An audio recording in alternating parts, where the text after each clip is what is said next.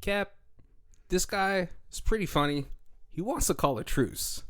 A vigilante? No, like a superhero. His name is Defendor, but it's with the O-R, not the E-R. You got to make sure you say that really clear because he really flips out when you don't. What's going on, guys?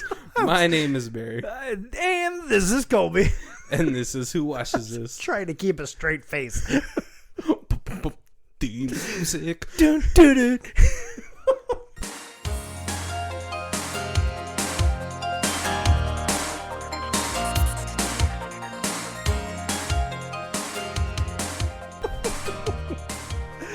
You got to get the superhero name right? Right. It's Superman, not Superman. Yes. He's not an accountant or anything. Oh, what's going on, guys? I believe we are on the last movie of our dump month series. Oh, we're last movie already? Yeah, maybe. I know. Sorry if you guys don't know, we record this in the past. Slightly in advance. Right. Oh, that's the way to say it. And so, yeah, we might be like third movie from the last or the last. We'll see. Right.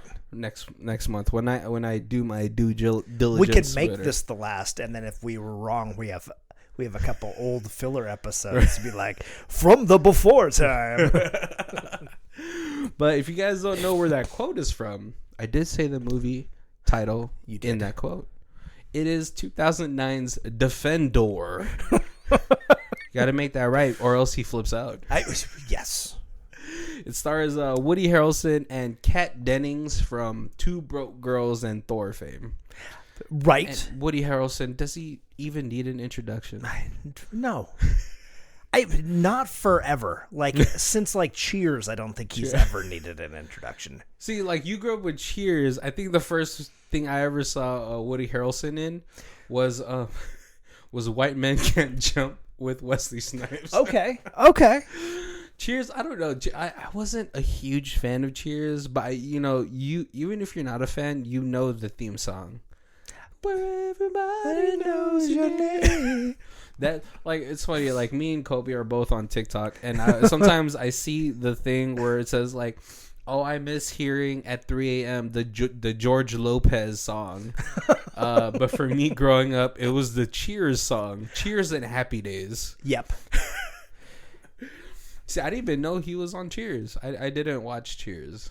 That was like the 80s Friends. Right, because they had the it started off where it was the old bartender, Coach. Yeah. And then in like real life, he passed away, but the show was doing really well. So they were like, you know what? We'll bring in a young guy. And that was the first thing I ever saw him in.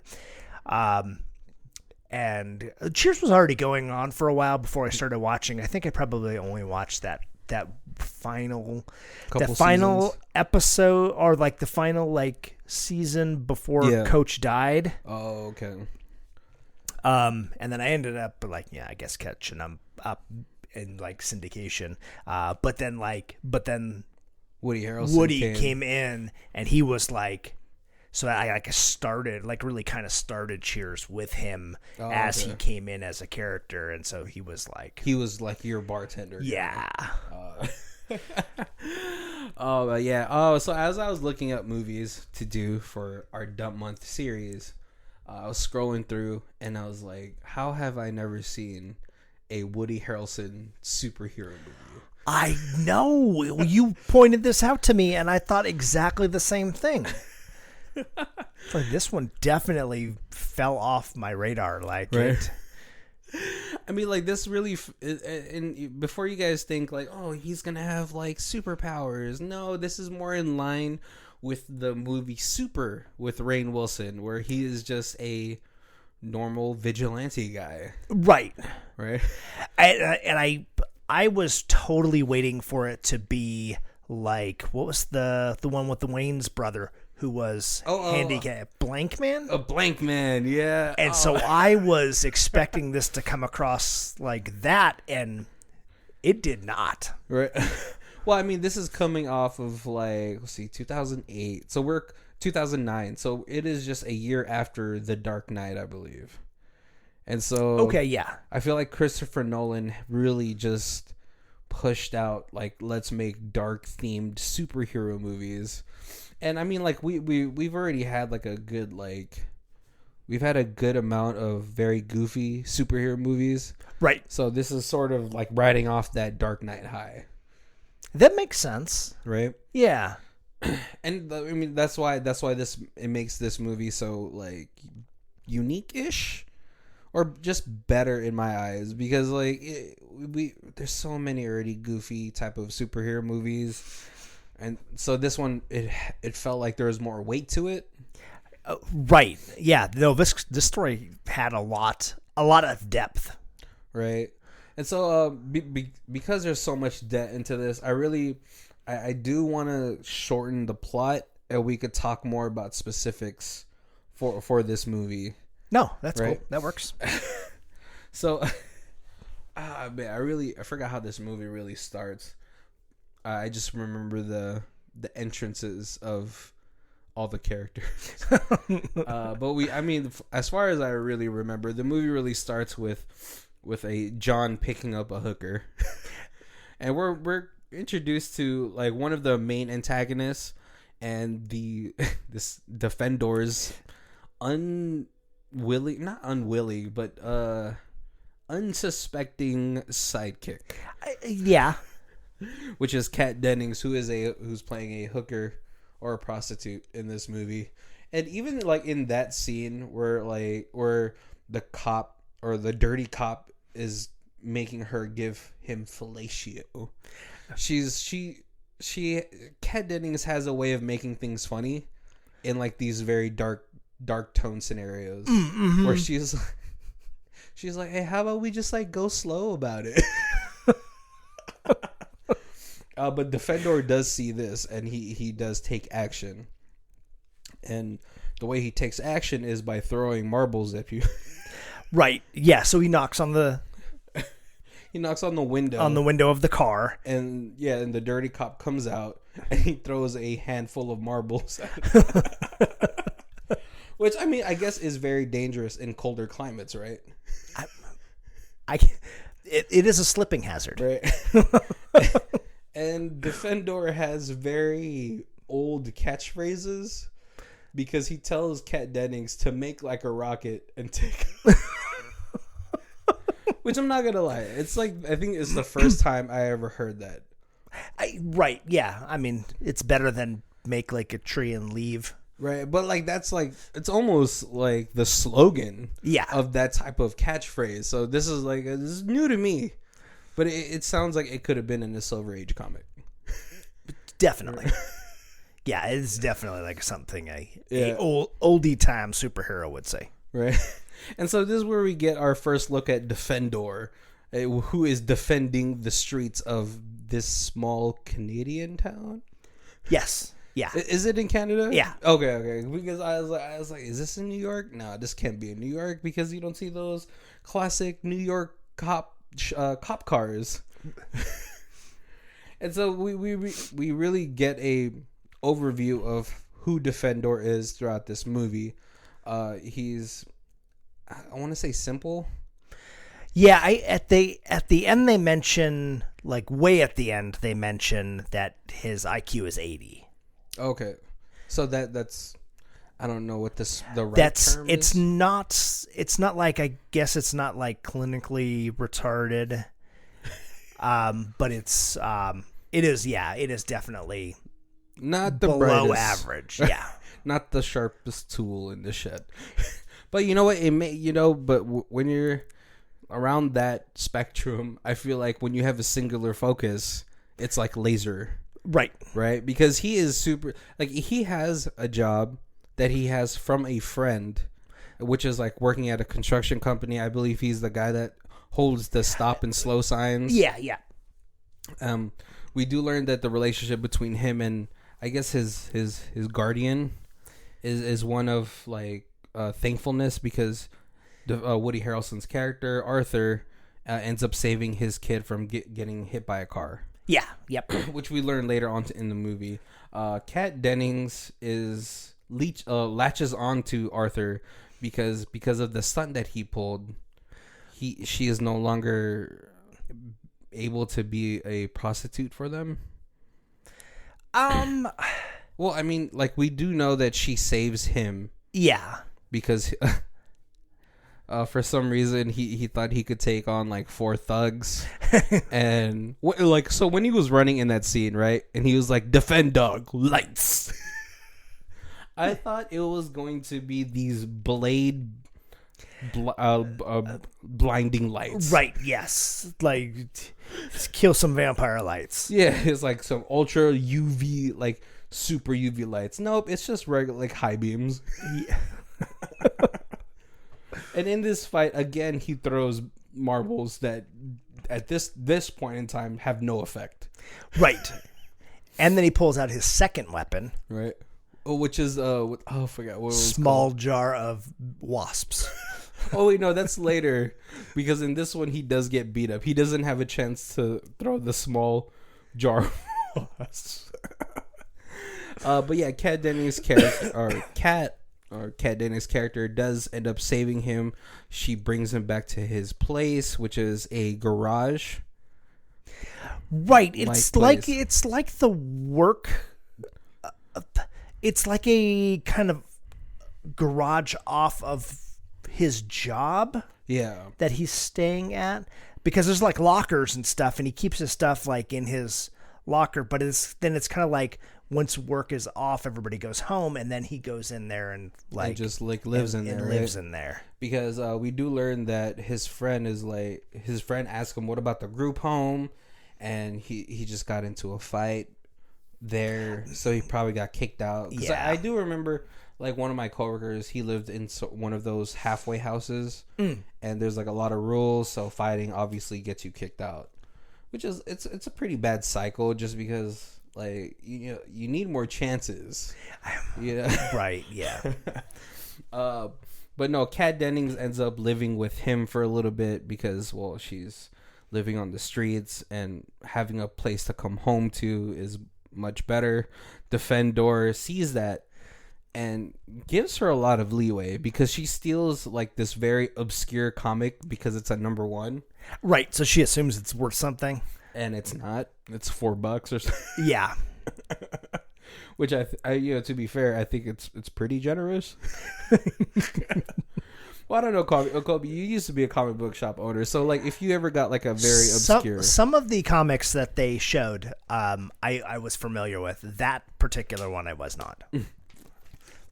So, like, if someone brought you that comic, $4 is pretty generous, right? Yeah. But even when she rummages through his things, he's just like, "Hey, don't do that. That's not good." Yeah.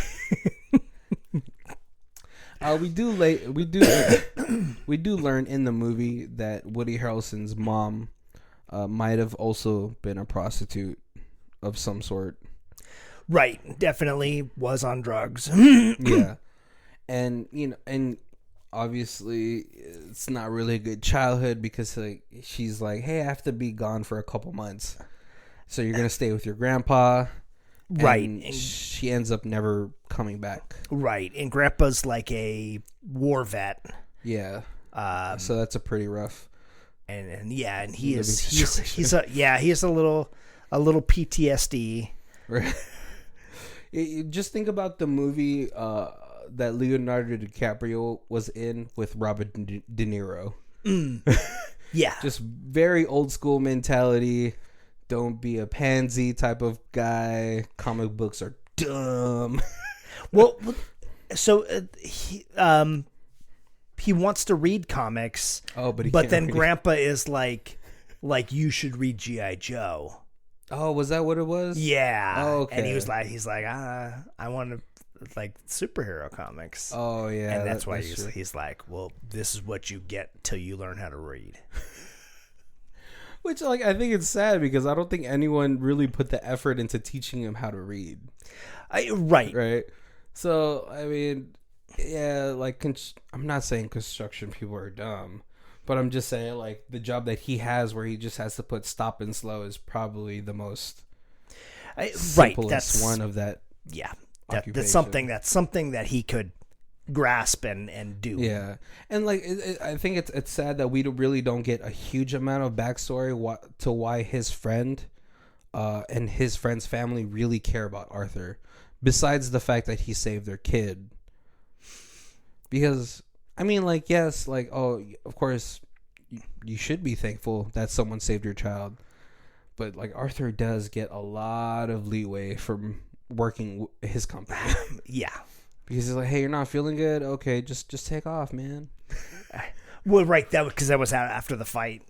Yeah, after the fight. And then, like, he doesn't really question, like, Arthur, why do you have so many bruises? And he's like, and he just accepted as fact that, like, oh, he got into a fight. Right. So for him, I would see it as, oh, Arthur has a lot of violent tendencies. So I don't know if I want to do something for this guy, but I don't know if I want him in the house. Which he offers to Arthur plenty of times. Yeah. That's just me, though. I don't know, Colby, what about for you? Because I mean, like, you feel an obligation because he saves his son. Yeah. So, like, yeah, you definitely, like, you're like, hey, I have a simple job at my company that I think you could do. I'm willing to put my neck out for you, you know. And then, you know, I guess you become friends at that point. Yeah. He certainly, like, his wife knows Arthur, so he must have been over the house numerous times. Yeah. But I don't know if I want anyone that close to my family, you know. Right. But that's just like, you know, that's just being realistic, you know. But hey, this guy obviously he has a heart of gold. Right. But Arthur's sole mission in this movie as Defendor is to find the villain, his rival, Captain Industries. Yep. Which I think he overhears when his mother is leaving. Oh, no, it's his grandpa, yeah. Yes. What does his grandpa say? Well, because he said that his mother's not coming, because he asks, it's like, when's mom coming back? And he's like, oh, she's not coming back, she's dead. Which is like, and he's like, what happened? And Grandpa tries to explain that, capitalism is the reason, but it comes across as like Captain Industries. Yeah, and being a simple person and being a fan of comic books, that all of Captain Industry sounds like a bad, like an evil boss's name. Right. So that's where he focuses. Like, this is the person who's responsible for my mother. Yeah. But we do see his relationship grow a lot with Kat Dennings' character, Kat. Yeah. You know, because he does try to mitigate, like, a lot of things. He's like, she's smoking crack. Right. And he's like, because in, like, so their relationship is that Kat Dennings provides Defendor with information, but she has put it into his head that the crime boss of this city is Captain Industries. Yeah. Right. And so she's like, hey, information doesn't come cheap, which he references to the comics that he grew up with.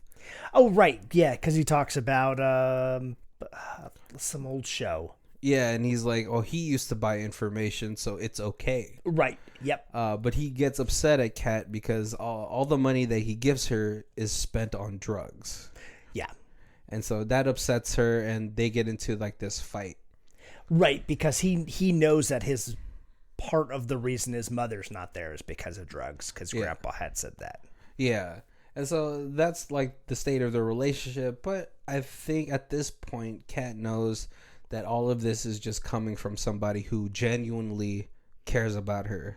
Mm-hmm. Not wanting any sort of favor back, like sexual favor that she's so used to, like, getting asked or, you know, or forced to do.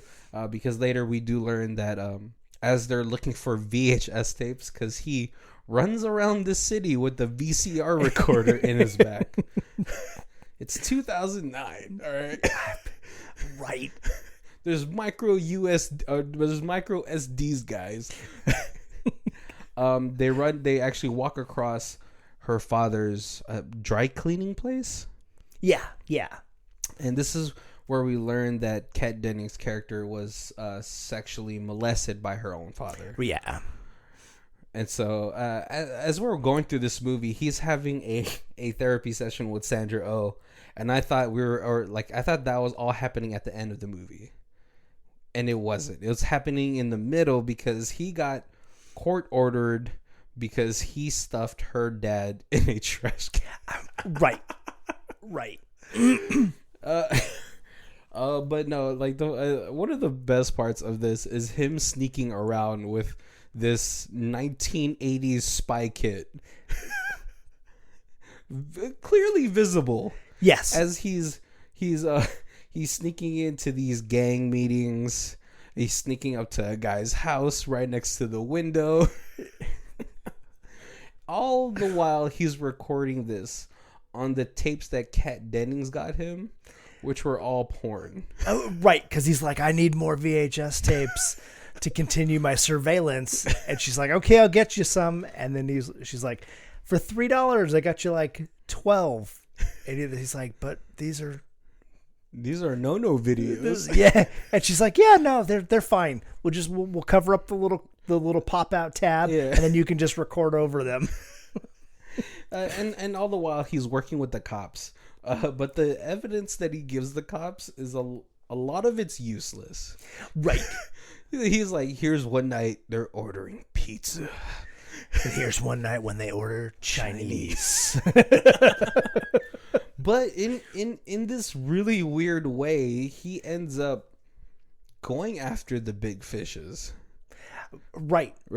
And time again, weirdly enough, like some sort of plot armor, he gets away because when he's recording them during the gang meeting, he tips over like one of the dividers and he jumps out of this building Batman style. Right. But then ends up hiding in a trash. But really, he does end up. So him and Kat Dennings have a small falling out. Kat knows that he's not good for Defendor because Defendor's friend says like, you're causing him a lot of trouble, and you've pointed him into a direction where there is real consequences.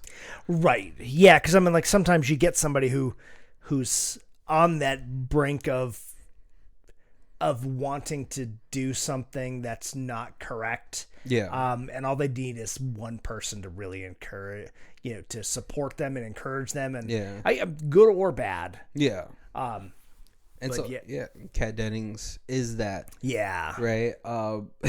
And so she breaks away from Defendor or Arthur when he gets out of all the legal trouble that he's been in.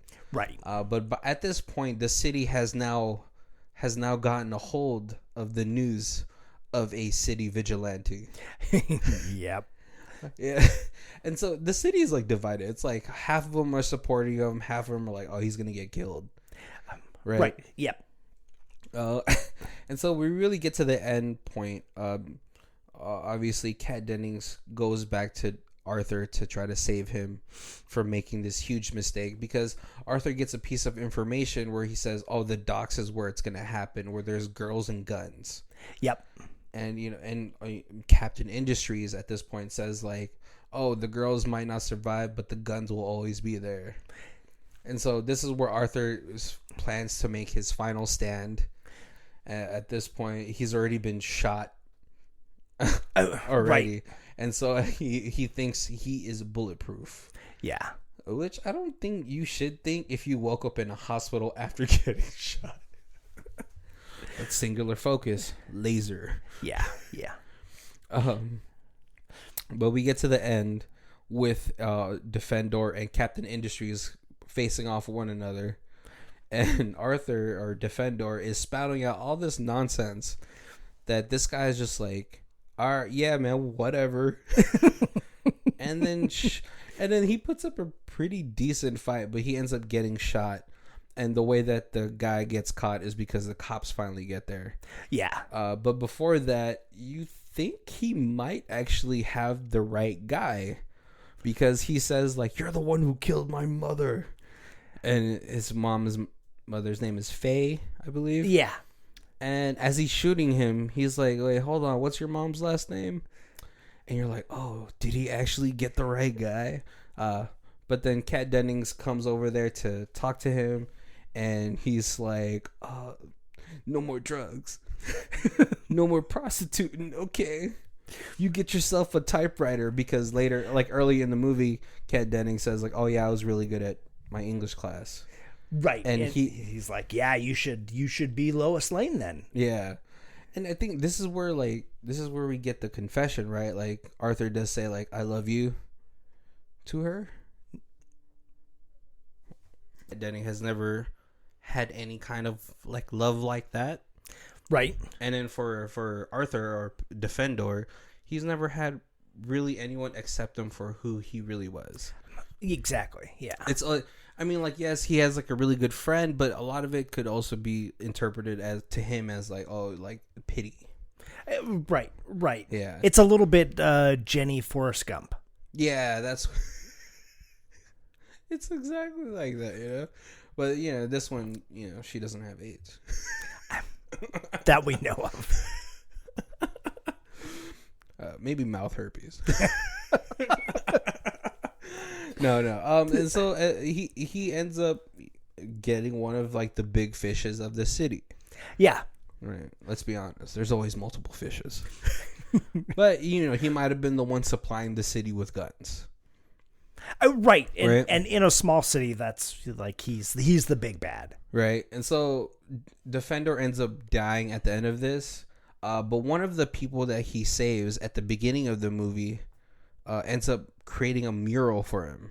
Yeah. He saves a graffiti artist from getting beat up by the dirty cop and his thugs. But everyone comes by the mural at the end of the movie and celebrates him. Right. Because then he becomes sort of this martyr for the city, that like we have to fight back against these gangs, fight back against the corruption inside of the police force. Right. That this person who had less than us and less intelligent than us and did more than we ever could. Exactly. Right. Kat Dennings ends up getting a very old school typewriter. But we don't know if she became a journalist. Hopefully. Right. That's all we can think about. Because then the next time we do see him, because this movie is very like tonal wise, like from a cinematographer's point of view, it's very dark. It's very J.J. Abrams-ish with the blue tones. Yeah. But the at the end scene, we do see Kat Dennings. It's a very warm tone. It looks like she's in a very professional type, or maybe she's in a nice apartment now. Right. And sun is shining where it's rainy like almost every other scene. Exactly. And so you could tell that the things that he did for this city has shifted the city to want to be better. Yeah. Right. Man, there's a lot to unpack in this movie. Right. But Colby, like, was there anything that stood out to you in this movie, as far as like good points, bad points? Like I felt like there was a part where Kat and him were going, not like in any sexual way, but they were going to bed and they were like in the same room, and he asks her why she does drugs, and she's like, well, why are you Defender? and he's like, because Defender is 1,000 times better than Arthur is. Oh yeah, he does have that line. And so he's like, and then I don't have to be weak, and I don't have to be scared, and I don't have to be stupid. I could be a hero, or I could be something better.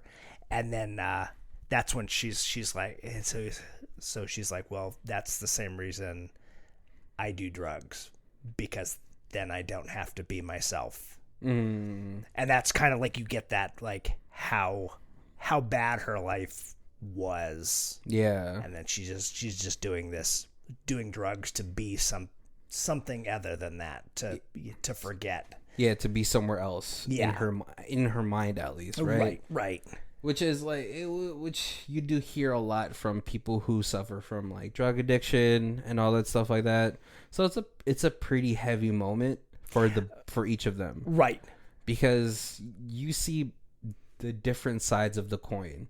Like Arthur becomes this hero because he wants to be something greater than himself, and it's pointed towards a more positive way, even though it's a lot more dangerous for him. Right. Yep. And he sees her and her world where this is my reality, and this is the only way I could escape that, even for a moment. Wow. Yeah. Which is it's a pretty heavy scene. I mean, the scene where she talks about her molestation and stuff like that is also just really heavy. This movie is very, like, as the doc would say it, gravity problems. Yeah, because she kind of comes out and she's just like she's trying to tell him that what he's doing is dangerous and not to try to go after the big bad. Yeah, and she's just like, he's not. I just hate him, so I wanted revenge on him. So he's not worth you going after. I mean, if you were gonna go after somebody who actually mattered, like my dad. Yeah. And then he does. And it's like one of the lighter but moments. It's not one of those. Yeah, it's not like she wasn't saying, no, go get my dad. Yeah. She's just saying, like, kind of. But it, like, he's a very black and white mind. Like, this is like a very focused, this is the way it is. And yeah, because I mean, even one of the lines is here is that like, if you're doing bad things, you're a punk. If you have a badge and you're doing bad things, you're just a punk with a badge. Yeah, exactly. So, in his mind, it's either right or wrong. Which, I mean, in that sense, it's good to have that sort of drive. Right. And you see that she comes to really care about Arthur because he cares about her in a very genuine way. Right. Kobe, why do you think this movie hasn't really? I don't know if it has cult status, but like, why do you feel like it hasn't been talked about more? Yeah, I don't know. I'm like, it really was good. It's not really a superhero movie. It's almost a just action drama, right? And like I said, like watching the previews, being like, oh hey, a special person wants to be a superhero. I totally was waiting for this to be a parody, like a superhero parody, that was like gonna be Woody Harrelson from like Zombieland, that kind of, much more that kind of thing, and it wasn't. Like, it really took me by surprise. Right. Yeah, me too. I was as I was watching this movie, I was just like, wow, this is cool and depressing. Right? But there's so many moments that you could love in this too, just because of him when he's in his superhero mode. He has inside of himself this internal dialogue. Oh yeah. Like when he's at the cop station for the very first time, he says to himself, "There's 41 ways out of this building. I'm going out the front door." And then he puts this explosive plastic on the door frame that and he escapes. But only after the cop says, like, "Hey, you can go." Right. So he's like, chews some gum and then like sticks it in the hole and then puts sticks a firecracker to it and then lights it. And then he starts coughing, like the cough is gonna cover the sound of the firecracker going off. I know. Funny story about that. So I'm never really shy about when I fart. Right?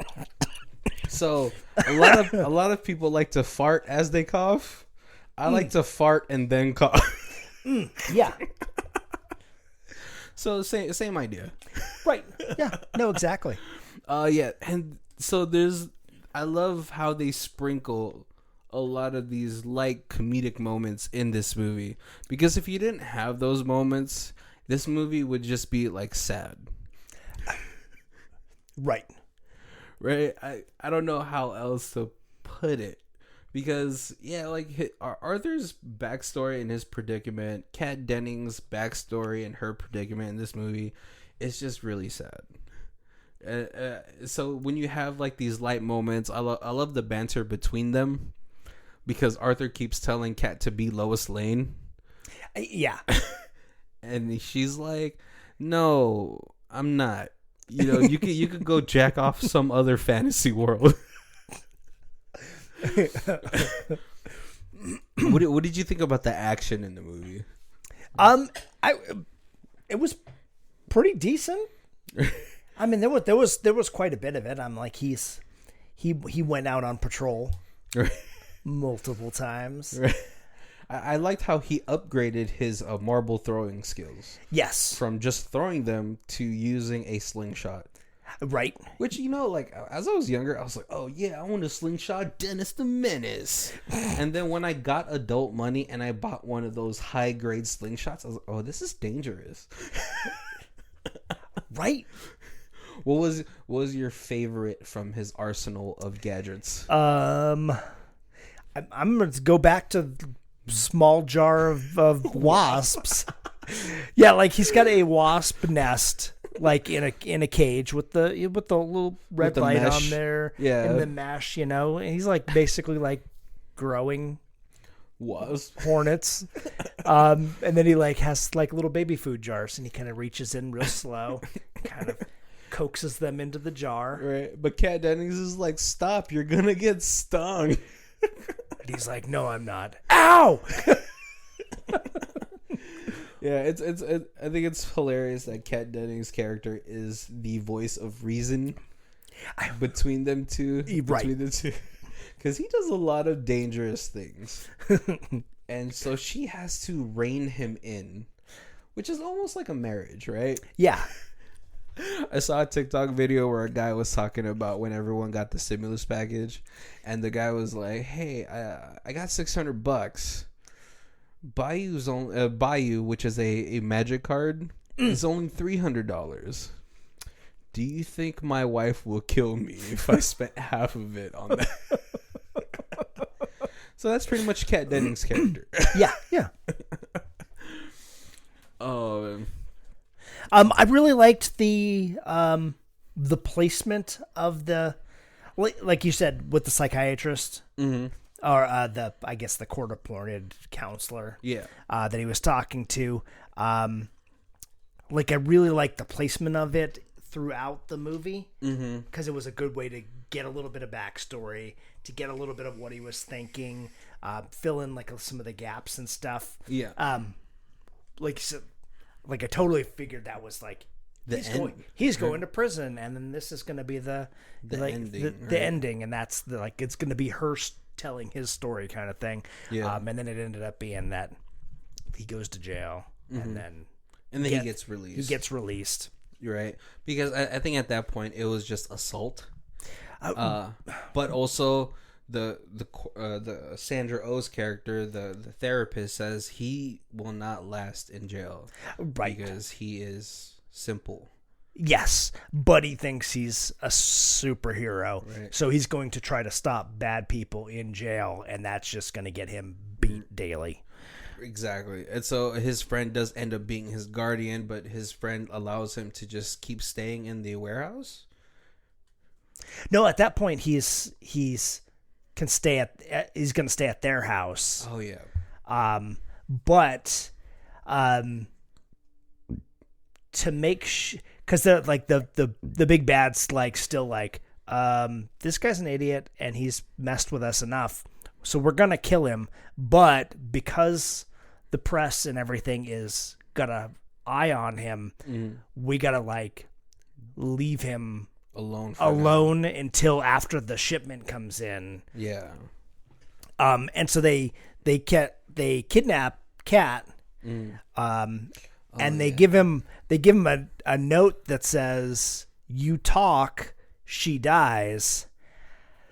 So he literally stops talking at all until like. I forgot about that.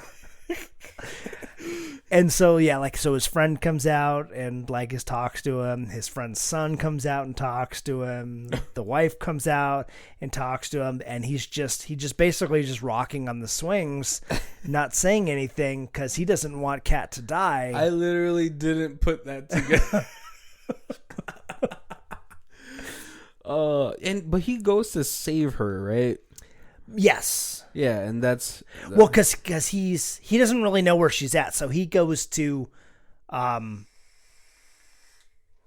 he's gonna go to where the shipment's coming in. Yeah, because if he gets stopped the bad guy there, then he can rescue her. Oh yeah. Oh. I totally didn't put it together that he stopped talking because he believed that if he talked, she would die. Oh, cool. Is there anything like you would want to change about this movie, or do you feel like it's good as it is? I think it's good as it is. I had never seen it before. I never really knew anything, and I watched it once. Like I gotta watch it again. Like there's really parts of it, that I feel like I missed. Yeah, I definitely think this warrants a second watch, just because, like you said, like probably if I watched it again, I would have noticed that he had stopped talking because of the note. Like I didn't get it at the beginning, like when they first started, but then after the son comes out and talks to him and says like, "Hey, I know you're upset because you can't be Defendor anymore, but if you need somebody to talk to, you can come talk to me." And he's like a 12-year-old kid at this point. Yeah. And that's when he pulls the note out of his pocket and it says, "You talk, she dies." Mm-hmm. And that's when it caught on. And then the wife comes out. Yeah. And he's just like. But I think it's hilarious that a 12-year-old is like, if you want to talk, if you need somebody to talk to, right? Because and that's you kind of at that point you're starting to get that the two of them are maybe on the same as a 12-year-old, maybe even a higher maturity or a higher intelligence level than this he poor is. Guy, yeah. Unfortunately, I don't think we're ever gonna get a sequel of this because he died, which I think is a shame, but it also fits the motif of this movie, right, and the tone of this movie. But it would be nice to see like where Kat Dennings' character ends up. Maybe she became an investigative journalist like Lois Lane to fulfill her promise to Defendor, right, to investigate on the corrupt in the city or something like that. That would have been really nice. I think this movie is good for what it is. The one other part that I like, I don't know on, and I really I don't know enough about the effects, but I almost felt like when his mom leaves, the sad remorsefulness that she shows almost could have been guilt. Like, do you like he's stunted because she was a druggie while she was pregnant. Oh. And like that, like, and then now that she's pregnant, or now that she's grown, but still grown, now that she's a mother, but still a drug user. Yeah. And now she can't handle like a special needs child. Yeah. Which, I mean, yeah, it's super difficult. I remember I used to work at a daycare, and the rules are like in Nevada is I think if the kid's over like 3 or 4, it's like 4 to 5 kids to 1 attendant. But if you have a special needs kid that you have to look after, your sole focus is on that child. Okay. Yeah, which is so like I understand, like I mean I only did it for 8 hours or something like that. I can't imagine like the how hard it is 24 hours. Right. And so like you don't even know if she really did die or if she just like ran away. Right. Right? Cuz we're only told went to prison or what? Yeah. Because we're only ever told from the dad, who probably hates his daughter, is that like, yeah, your mom's dead, so don't even try looking for her. Right. Yeah. Yeah. Like I said, this movie, you have to love the small moments, like the small comedic moments. Otherwise, you're just going to be sad. Right. Oh, man. So if you guys have been following us, obviously we love all these like small indie flicks. I feel like a lot of them slip through the radar. But how would you compare this to the movie Super with Rainn Wilson? It's got a lot of similarities. That one definitely is funnier. Like that one's got, but I feel like significant parts where you laugh at it. Where here is a very undertoned comedy. I think it's because Super has a lot of more what's it called, like body humor. It's like very slapstick type of comedy. Yeah. Or just absurdities, like one of the scenes where someone cut in line and Rainn Wilson goes back into his car to change into his outfit and smacks this guy with a hammer. So I think in this one, a lot of it goes with Woody Harrelson's character, who kind of narrates his life like he's in a comic book. Oh, right. Yeah, because that's where he wants to live. I mean, that's where he feels like he's a better person. Yeah. You know, which, I mean, not saying like better just because he's slow or anything, but the fact that he feels like he can do something more. Right. Versus than when he's at his day job where all he does is flip a sign. Right. In the real world, he's just a little boy, but as Defendor, he's Peter Pan in Neverland. Oh, yeah. Oh, see, that's the perfect way to put it. All right, so we're getting to our hour, guys. If this is the first time you guys are joining us, we do our reviews in 4 sections. So we have Stream It, DVD It, Blu-ray It, and Ultimate Box Collection. And I want to state that the Ultimate Box Collection would have to be Super, Defendor, and Blankman. We're Ultimate Box collecting 100% at that point. I know Blankman is probably the most comedic out of the 3. Right. But yeah, where are you going to be at with this one, Colby? Man, I don't know what you would get bonus wise on a Blu-ray. Right. That's the only reservation I have on possibly saying DVD over Blu-ray. Yeah. Yeah, I will definitely get this added to my collection. And really, I'm like, I feel like if you could get a bargain bin Blu-ray, yeah, like a $5.99, $7.99, I would definitely Blu-ray this. Yeah. I'm not sure I would go $19.95 over $9.99 DVD. I'm not sure would warrants be worth that. Yeah. But yeah. Yeah. No, I'm definitely in the same boat. Because I don't think, as far as like HD wise, I don't think there's anything special in this. But for the story and for what it is, if I can get it, bargain bin Blu-ray or even secondhand, that's a no-brainer. Yeah. Just because it is nice to have these type of movies in a collection, because it offers you something different in a genre that is oversaturated by positivity. Which, I mean, makes me sound like, oh no, the world is gonna end someday. No. No, but it's just it offers a little bit more like a very realistic approach. Right. Which okay, one thing I do have to say is that Defendor does go to the cops quite often in this movie. They actually do a great job with the relationship between Defendor and the captain, because the captain understands or empathizes. Yeah. Or, well, he takes a lot of the tips that Defendor gives him, like with a grain of salt, but he still goes.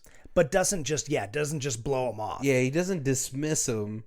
I mean, initially he tells Defendor to go home, but then he runs background checks on the things that he's saying. Yeah. Right. So, but then again, I'd also put him on a list of some sort, like, you know, tell all the vice cops to look out for Defendor, making sure he doesn't get into too much trouble, because I know there's a law against vigilantism, right? Right. But I guess if your vigilante is trying to stop you by throwing a handful of marbles at you and then running off, I mean, it's really, you're now looking more to protect the vigilante from retaliation, from just being annoying. And I feel like that was kind of the point where he was like, this is what you're doing's wrong, but it's not overly like aggravated assault. Yeah. Or like someone who's more intelligent and more equipped, like if he was like ex-special forces, right, then you'd be like, all right, hey man, you can't go around dislocating people's shoulders. Exactly, yeah. But if you're just going around throwing jars of bees at people, and multiple times, both to cops and to the bad guys, he's like, only cowards use guns. So he's out here trying to defend the streets, but in a very non-lethal way. But then again, someone could be allergic to wasp or bees, and then they just die. That's And well, they're genetically like weak, and so that's their own problem. It's like, if you have a peanut allergy, don't get mad at me when I'm eating my peanut butter and jelly sandwich. You shouldn't be around me. I know, now that I'm like allergic to shellfish, like I can't even tell, like, like, hey, don't cook shrimp in the house. You're right. When someone does, I get a little, allergy thing. I thought that was just like a myth. Right? Like, oh my god, there's peanuts in the air. I'm gonna die. But like for me, it's like, I guess I should go out. And I guess Defendor in this situation is more of a nuisance. Like a lot of the things that he's doing could be considered misdemeanors. Yeah. Right. But I'm more surprised that he wasn't just put on some sort of list. Like, hey, I'm sure he probably was. Right. But yeah, it's great that the captain of the police station did take into account all the things that he's doing, because like he does, what's it called? The dirty cop that Defendor keeps talking about is now put onto the radar of the police captain, who understands that yes, he's undercover. Yeah. But if you watch enough like cop shows and cop movies, you know that when an agent is undercover for too long, right, a lot of it carries over. And then you have that part where that he feels like he's Defendor feels like he's bulletproof. Yeah, because he came up against an undercover cop that was fake working for the bad guy who was using like rubber bullets. Yeah. And so he doesn't grasp that he didn't get shot with a real bullet. Yeah. That it's, I've got a big old welt, but that's because, I'm bulletproof, but it's still going to hurt. Yeah. Yeah, and so and that's where you do learn that there's actually two undercover cops, but one is just really dirty. Yeah. Versus the other one who does get murdered by Captain Industry in the movie. Right. Which sucks too. It's like, because you already know that he's not he's an undercover cop, because when him and Defender first fight, he whispers into his ear like, "Hey, just lay down." Yeah. Right? Just stay down. Just stay down. But Defender, not grasping the situation, fights and has to get shot with rubber bullets. Yeah. Which I gotta say, like, man, even if it's rubber, it's gonna hurt a lot. Right. And it's not with like a pistol he got shot with. He got shot with like a semi-automatic gun. So there's multiple welts. Yeah. A chest full of them. Right. All right, guys. So thanks for joining us today. If you guys check out what's underneath our show notes, we have an Amazon affiliate link. If you guys are doing some late Christmas shopping or very, very late Christmas shopping or birthday or Valentine's Day. Yeah. Be sure to, use that out. If you guys want to support us that way, it'd be really awesome. We also have we have our Facebook, where if you want to talk to us, we respond a lot faster on that one. We have our emails. If you guys want to email us anything, any themes that you guys want us to do, we always check that out as well. Yeah, like, share, tell your friends about us, play us at work over the loudspeaker so everybody can hear. We're pretty clean. You probably get away with that. But yeah, no, I mean, certainly any comments or suggestions we will take to heart, and we will do our best to improve for you. Right. So we want to thank you guys for joining on today's episode. My name is Barry. This is Colby. And this is Who Watches This. If you guys want to check out who does our theme music, it is Lee Rosevere. It's called Arcade Montage, and it's on her Music for Podcast 3 album, and her Bandcamp is down below. Thank you.